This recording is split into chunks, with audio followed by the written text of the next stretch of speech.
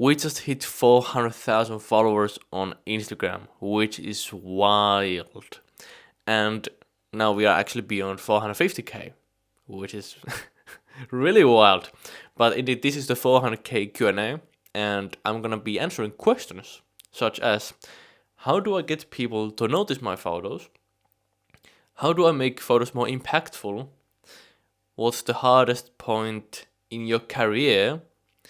Your favorite thing about being a photographer? What did I study? What did I get bullied before for? And so on. So, welcome along for the ride. And if you're new here, hi, I'm Hugo, a photographer from Finland, and right now I'm actually in Norway. This isn't my photo, this is the host's photo. He's a photographer too, which is cool. So yeah, I have a base here in Norway, photographing around, and I make photos like this. I'm gonna insert some here, and yeah. So welcome if you're new, and if you are new or already been here for a while and you haven't checked out Focus Notes, my newsletter where I share exclusive insights, then make sure to take care of that and join it from the link below. It's free and you'll get some insights from me over to your email. But now, let's dive into the questions. So question 1, what did you study? Or if you didn't went to an university, where did you learn to take these photos?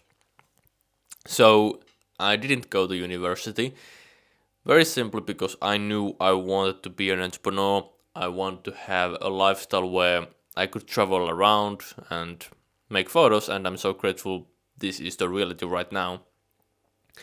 And I know that university would not be the best path for me. Some of you, it very well might be, but for me, it wasn't the path I wanted to take.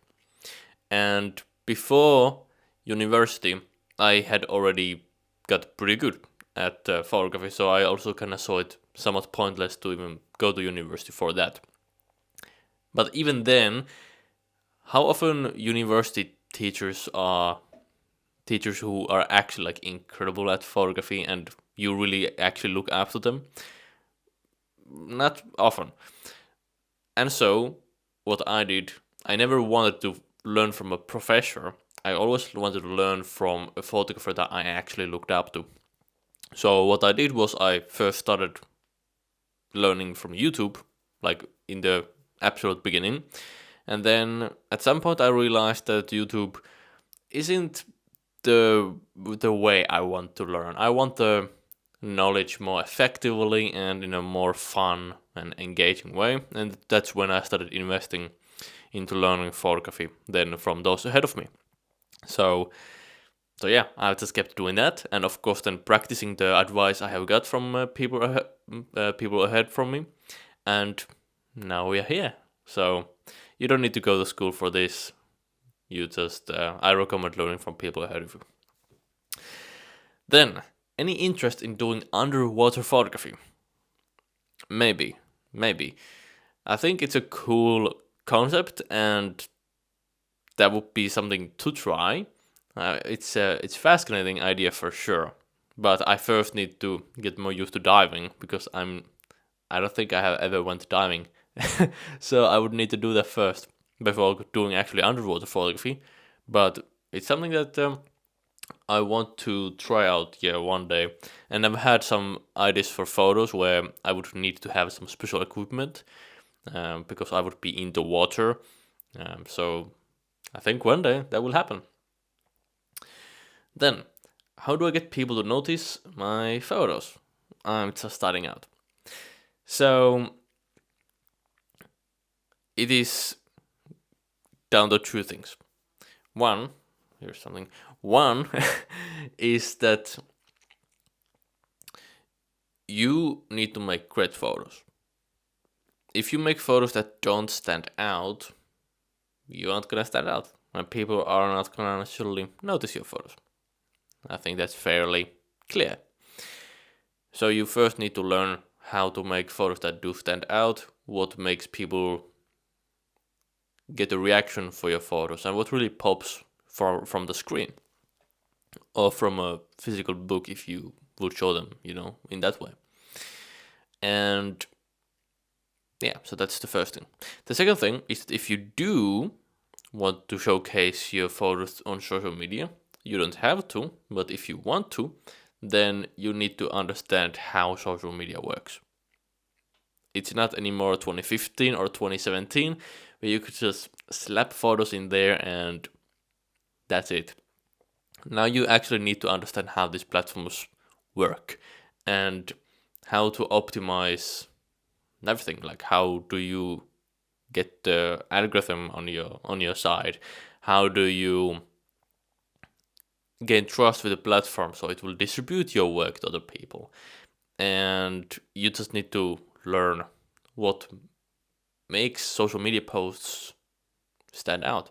So that's a big part of sharing your work on social media, and yeah, so these two things. So actually make great photos, and the two is that learn social media if you want to use social media. And if you aren't yet a photographer who's very proud of your work, and you aren't very confident in your work, or you feel stuck and you want to go to the next level, then I might be able to help you through my Storylines mentorship. It is for serious people only. I'm far from cheap, but if you're finally ready to take this step and really become a photographer you have dreamt of being, then DM me ready on Instagram to apply to work with me. Or if you don't have Instagram, then just click the link down below and then you can get in contact with me there. All right, let's move on. So, have you ever thought to do other types of photography, like festivals, models? No. No, I haven't. So, when I started out, I did two different types of photography because I wasn't yet clear what I wanted to photograph. So, I literally started taking photos in my backyard. So, taking photos of flowers, of berries, of the view that we had, and then also about some animals whenever I would see some animal, and then also street photography. I first went to Greece soon after starting my photography, and there I also got to try different types. So also street, food, portrait, taking photos of my family, and so on. So after that time, I did also realize that like that's the thing what I want to do. I want to make photography outdoors, and my main thing then did develop being landscapes, wildlife, and also street photography. So these would be the main things, but yeah, like 95% of the time, it is indeed landscapes or wildlife, or then some scenes where there's a human, but still it's not like a close up of a human. I don't want to make portraits. I don't want to make model photography. Studio photography, definitely I don't want to do. And the main reasons for this as well is I studied photography to capture the moments around me and capture memories of my travels and, well, of life. And a close up in a studio doesn't reflect that at all. So yeah, those types, no. So yeah, I do see myself sticking for things to do with outdoors and where the world is in the focus and not necessarily a close up, of a human being. But a good question. Then, what would you say was the toughest thing to do on your journey to over 400k?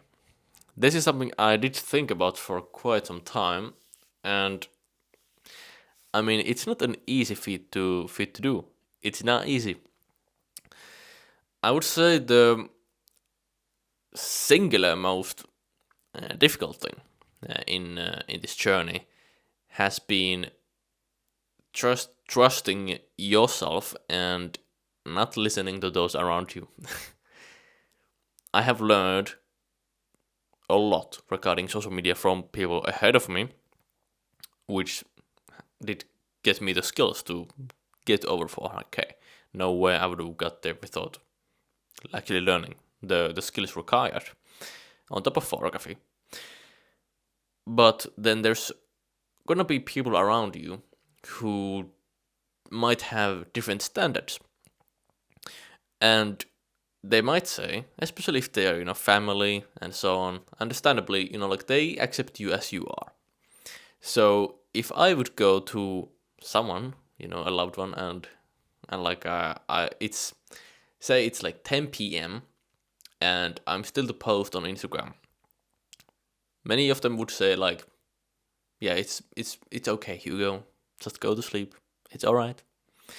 But I know in that moment I need to keep the promise I kept myself and being consistent over and over and over again. And that really is what has made the difference. That when I have been consistent, I have actually grown on social media, and when I've just been posting here and there, barely any progress. To give some more context, now I've had my Instagram for over 8 years, and the first 4 or 5 years I didn't really see much progress. I got maybe to 3,000 followers, and I posted like 300-400 times, and maybe like 350. Yeah. Then I had a small period of consistency, and then I was able to go to 18,000. And then I stopped being consistent. My followers started to go down. And yeah, then I wasn't consistent. And then I picked it up again in September 2023. Oh, which actually is about to be 2 years. Oh, wow. So yeah, then I started posting daily. And I had learned how to post daily in a way that isn't feeling too difficult. So I was able to do that. And then I posted daily for, I think, like 1.5 years. And that was really where the discipline was required at times. Although I had the systems to make content that it was somewhat easy. But there's always a moment somewhere where you just need to have the discipline and just keep the promise you've told yourself. And then after 1.5 years, I've now posted until this day at least 4 times a week. And that's the promise I've kept myself. So I'd say that that's the most difficult one. So you just need to know, you need to give yourself the gift or the blessing of actually, giving you the permission to do these things that some people wouldn't understand.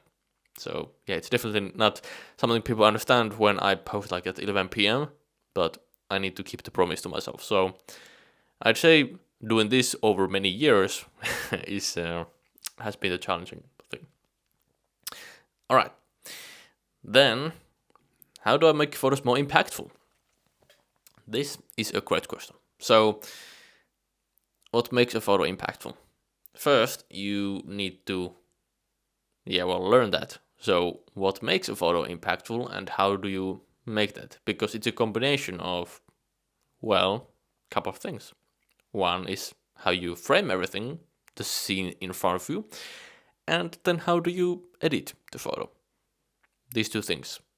Then how do you do these things in a way that actually makes photos, stand out? Then that's another thing. But yeah, you need to understand what techniques and what systems to use on field to get that nailed, and then you need to know how to actually edit it. And when it comes to like a standout impactful photos, really the editing part does play a huge part in this. Of course, you can make impactful photos without much editing. For example, if you have, a close-up of an emotional person, like that's gonna be impactful. But when we are talking about like landscape photos, then you of course don't have that. So it is a combination of capturing what's in front of you in a certain way, and then knowing how to make your image just pop and really bring out the emotions what you want through editing. So it's about learning those things. And if you want my emotion editing blueprint, which is how I make people feel things through my photos. And you also want my easy framing system, which gives me the ability to easily frame and get the impactful photos on field. Then DM me ready on Instagram, or then hit the click down the link down below to possibly work with me in Storylines. That's where I show you how to do this. All right, then, yeah, how do you effectively take nice photos? I think this is pretty similar to the previous one, so just learn how to do these things. How to stay calm when stressed? Okay, so I must say there are definitely times when I have felt stressed, and there are times where I had to go and hide and cry on this entrepreneur journey, especially. But the main thing right now that helps me is just believing things will work out. And I have, that's the biggest change I made this year. Previously, I was scared kind of how things would go and when there was uncertainty. But now I kind of just accepted that things are gonna go fine. That really the worst case scenarios, they aren't bad. Absolute worst case scenarios, that aren't bad. So what do I worry about? So yeah, there's always So this like belief, faith thing, that just believing things will work out, and that already makes me less stressed. Then of course there are some tools like meditation. That's what I really use if I'm really stressed and I need to calm myself down. If I meditate for 50 to 45 minutes, no way that I'm gonna be stressed after that. And yeah, that's taking care of myself. So gym, sleep, these things then allow you to not be as stressed. Favorite movie? Ooh. So I don't know what is really my favorite movie, but I have some favorites. Overall, I love Star Wars. I'm a big fan of that. And I love the Dune 2. Like, that's so great. And I want to use the movie for some inspiration later on when I want to do one project. Then Interstellar, things from Christopher Nolan. And what's very cool is that some of you have noticed my inspiration, or you have told me this looks like from Interstellar or gives me Interstellar vibes. And the thing is that I love the movie, and it does showcase in my work, especially when I often photograph wintry scenes and harsh conditions. So it kind of does match some parts of the movie as well. So I'd say those things. Then, the hardest point in your career. So this is quite clear to me, and it's something that most of you don't know. But it was in 2023, and it was this period from June to August. That was so difficult. What basically happened was, early in the year, I had got accepted into a massive worldwide art project, and that meant many things. One would be that I would be getting more noticed, my name would go out there, and I was to be the first Finnish, I think the first Finnish, or at least the first Finnish photographer in that project, and it was a massive deal. But I still had to make a photograph for it that actually fits the project. And so from February, I was waiting until end of May that I could go to Finnish Lapland to photograph the photo I had in mind. And there's actually a vlog about this on my channel, so if you just go there, you will see it. There isn't many vlogs, so yeah, you can check that out. But anyway, spoiler, I will get a photo, but the photo doesn't actually get accepted. It doesn't get accepted. So I had spent so much money on this trip, and I really could have not easily afforded another one. I was like uncomfortably low on my bank account, and yeah, they told me like, yeah, it's not really what we like what works. I was like, oh my god, I was like, what do I do here? I didn't know when I would get my next money, and so on. So I was like, this is yeah, that was so stressful. But then I did suggest another photo for the project, and they loved it. So then that did get into the project in the end. But after they said no to the first photo, there was really lack of communication from June to then August, and I had a lot of uncertainty that will this ever like go through, and like if it if it doesn't, then like where do I make money? So yeah, that was a stressful period, but then it did work out, and then I made like 5 figures, and then I was able to fund my next steps, which has got me here. So sometimes the hardest things bring out the best things then in the end. Hey man, I like to take good photos, but I use a low-end phone. What's the hack? What's the hack for me?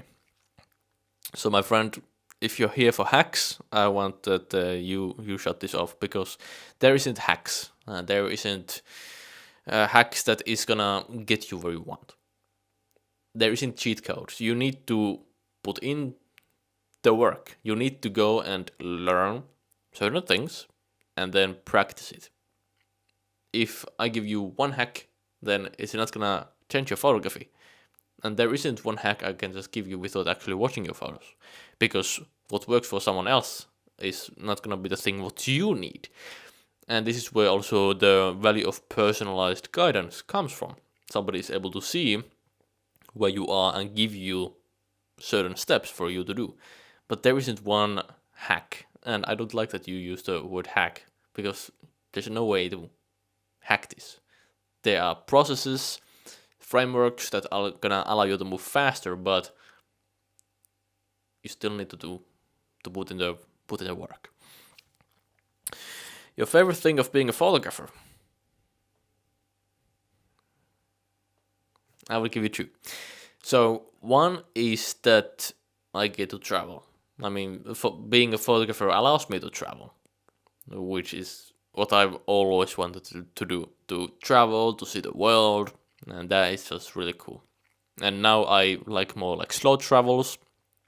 I learned that the hard way earlier this year with Japan. I was moving around all the time, and I was like, not again. Now I'm here in the same base for 2 months, which is great. Then, the main thing, like I'd say, that photography really brings me is it has allowed me to see life in a different way. Now I notice things I didn't see before. I'm more conscious of, what's around me. I see the shapes. I do see some lines that are going around in rooms and outdoors, and I just appreciate life more. And I also remember better. And this leads to the first thing why I started photography. It's to just capture memories. So whenever I now have a photo, I do remember that day like so well. It's surprising how well I remember it. And yeah, so I just really can remember those days. And when I, of course, now have taken a lot of photos over the years, I feel my life also feels longer and much more like filling. So I'd say these things, they're awesome. What camera/equipment did you use when you first started? So I'm not gonna talk of like all the like filters and this kind of stuff, because one, I'm not exactly sure what I use then. And two is that it doesn't make actually the biggest difference. So what I started out with like in the absolute beginning, I don't really count it as my photography career, but it's kind of part of it. So I just tried out photography with my parents' camera. I kind of was saying like, okay, well, do I like this or not? I kind of just like playing around with it, and then I was like, yeah, photography is cool. I want my big camera. And then my parents got me a Sony A6500 and then a 16 to 70 millimeter. And I'm very thankful for my parents that they got me that. How I'm still right now and how I was back then is that when I go into something, I want to go like all in. So I knew I wanted to like get great gear like from the start, and so that because I knew I'm gonna take it seriously. That said, it's not what I should have really got or asked for, because what makes the biggest difference is your skills. So rather, I should have got a more affordable camera and a more affordable lens, and then actually invested that money, given it for some photographer who's in front of me, who I look up to, and then get them to be my mentor so they can teach me photography. And that way I would have got much faster to where I want. But anyway, those are what I started with. You don't need to start with those, and I would highly recommend you get a mentor of some sort. And of course, if you want me to be your mentor, then you can DM me again, ready, on Instagram, or then click the link down below, and we'll see. Maybe I can help you. All right. Then, which camera do you have right now? Now I have Sony a7 III that I'm recording right now. I have had the same camera now after the Sony a6500 for 7 years. And it works perfectly fine for my needs. There's some buttons that aren't perfectly working, but it's good enough. And I know there are new versions, a7 IV and so on, but I'm not gonna benefit from those really. So, and I know that gear doesn't make the biggest difference, right? So, but yeah, I use Sony a7 III. All right, then next one. What inspires you? You do such a good job. I love this. Thank you. So what inspires me is, well, seeing other photos. Like for example, being in this Airbnb where the host has like all kinds of work on the walls. Like that's very inspiring. So when I see other photos, that really does inspire me. Then movies inspire me a lot, and also just seeing certain things. But yeah, like outdoors. But I would say still the biggest inspiration is movies. I don't constantly watch movies. I don't know when did I. No, I do. Yeah, a couple of weeks ago I watched some movie with my sister. But like what I don't typically look that many movies. Like I don't watch, but movies still have shaped my inspiration and storytelling a lot through my photos. Because when, for example, like Nolan, like how Christopher Nolan is able to really give like certain emotions across through his films, that really inspires me because I want to do the same. And I'm grateful that I have been able to move many of you through my photos. So yeah, like that really inspires me. That you can get actually like change people's emotions through a photo you have made. So that is like so cool in my opinion. So what you got bullied for before? So not sure if I've answered this in another Q&A, but I'm not sure. I don't know. I can have like guesses that it's because of this or this or this, but I don't in the end know. I would assume it's jealousy, that some people were jealous. I was like really good in the secondary school and also in the primary school. I was really good at school. So I think that was like a part of it. But then also, I had like an autoimmune disease, and that made me take some like a medicine that then made me also a bit more like chubby. Yeah, well, more fat. and and yeah, people then found me an easy target. And some have told me that like bullying me was just fun, which is sad. But yeah, I don't have like a reason, but I would assume it's jealousy. We are approaching the end. I can't get to all of you who put the question, but I hope you understand because there's quite many of you. But how do I like to spend my day? So I like, well, photographing, but photography isn't my day to day. I don't want to pressure myself to go shoot every day. I don't think there's use for it in my stage of photography. I just take the camera outdoors when I want, and when there is something cool happening outdoors. So if there's no the lights or some great conditions, then that's when I look into going into shoot. But on daily basis, I like to work on the business side of things. I really enjoy business, and this is because I know I can help other people, and my business is about helping others. So I help outdoor photographers become proud and confident in their photos without watching endless YouTube videos, without relying on luck for shots, and without being stuck not knowing what to fix. That's what I do. That's what my business is about. And when I can make someone more confident and proud in their photography and finally get unstuck, it is so fulfilling to me. So I keep building resources for my students. I keep talking with those who apply to work with me because I want to help more of you. So this is what I do most of my day for, like around the business. But I do take care of my health. I go to the gym, and I do take care of my sleep. I like to read and go for walks. I need to still see what kind of walking paths can I find here in Norway. And yeah, it's really about like around health, business, and then photography. And it depends then where I am, how much photography do I do. That I have different seasons. Like in Bali early in the year, it was more business focused, so I didn't go shoot as much. But then in Georgia, it was much more of a photography focus. And now in Norway, it is somewhat of a mix.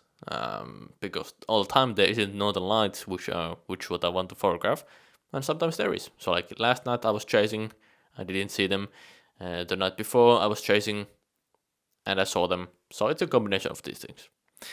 And yeah, this is how my life looks like right now. And of course, I do connect with friends too. Here, I don't have any friends here in this part of Norway, so need to take calls to catch up.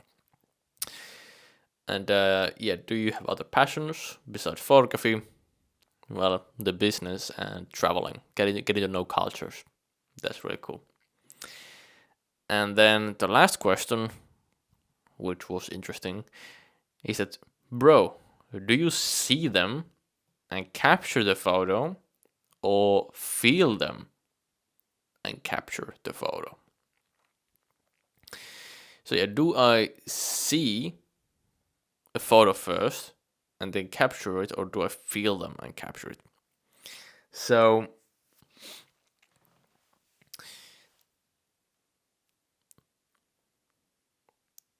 I think it is first about seeing, because I mean you need to first see a certain scene in front of you, right?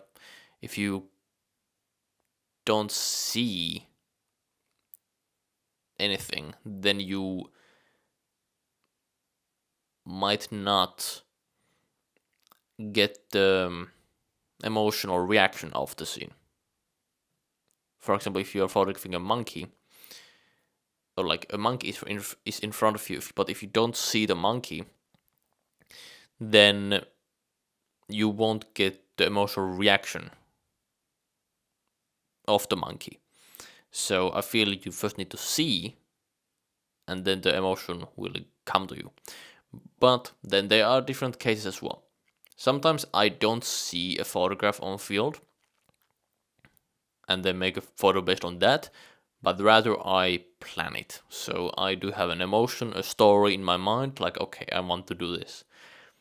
And then I know the emotion I want to have, then I'm just asking myself certain questions on field, that how can I make this happen, this and get this emotion across. So it really differs. Sometimes it is planned, and then the emotion comes first, and then I figure out how can I get the emotion across. Then sometimes it is about seeing something in front of me, and then I get the idea, okay, I want to get this emotion across to the viewer. How do I now make that a reality? But a great question. Great question to finish this off. And I hope you have found this insightful. And yeah, I appreciate the 400k on Instagram. It is wild to think that I have so many of you following me, and like I want to now beyond past many of my idols, like from the early stages in my photography in following numbers, which is absolutely wild. But anyway, yeah, hopefully this was insightful. If you haven't subscribed, do so if you want to see more videos like this, and of course, hit the like. But if you indeed want personalized guidance, my help to improve your photos and finally get unstuck, or to become proud and confident in your photography, then DM me ready on Instagram. There's a link in the description to do that. Or if you don't have Instagram, then just click the other link, and you can get in contact with me over there. And if you did enjoy this video, then you will also love this video over here. Don't watch it if you aren't open-minded, but watch it if you want to learn the 5 truths that every photographer needs to accept if they want to actually fulfill their photography potential. So watch that video next, and yeah, see you in the next one.